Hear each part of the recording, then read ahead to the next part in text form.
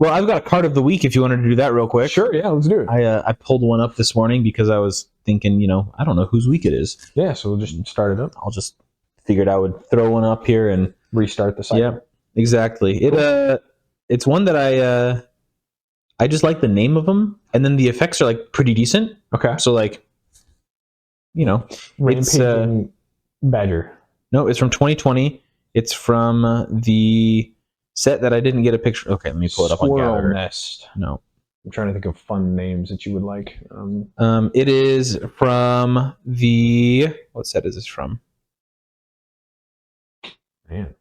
Ikoria Commander. Oh, so it's a dinosaur. It is not a dinosaur. Oh, okay. It's some big beast. It's a human druid. What? You picked the most boring creature for my Ikoria? Oh, man. It's the dinosaur whisperer. Nope.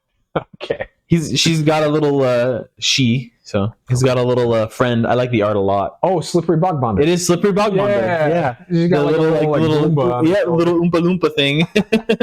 It's like this.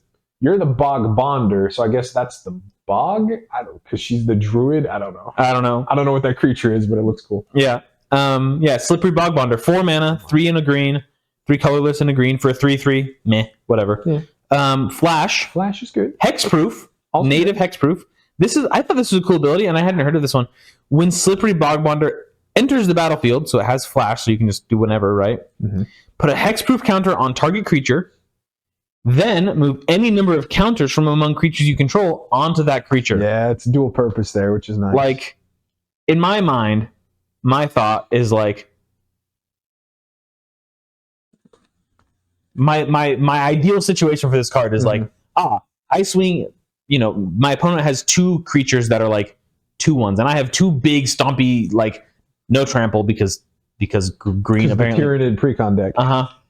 But like I have like a 20/20 and a 10/10 or something like that, and then like a 2/2 mana dork, and you swing with everything. Yeah, they're obviously going to try and block the things. And then you say but, and then you flash this in, hexproof counter, and all of the counters on those guys. Honk, slide on over and then just hit them for 30 damage. Yeah, right. It does feel cool in a scenario of like, especially if they're hydras, so they're like 0/0s. Yeah. So when you move the counters, they die. Yeah. You turn into like you got this like Exodia type thing. You're like, I summoned the ultimate Hydra, and the Bog Bonder like absorbs all the other ones. This giant 84. Mm-hmm. All right, the flavors, pretty cool. I can envision that in like I'm a planeswalker in the Magic universe. Mm-hmm. Summon the ultimate Hydra. Yeah. So, and that's my and then hexproof. And then hexproof. Yeah. You make the big thing hexproof. It's like, oh, this is great. Yeah. There's no downsides to this card. No card. It's in green. It means you have to eat crayon. See this crayon? Oh, eat it. That's the downside. I say this every time, but I felt personally attacked by that stupid meme. And validated. Yes, at the same time. That's Slippery Bog Bonder. Nice card.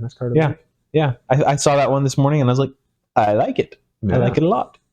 So I'll probably try to, with the next green deck that I build. Inevitable.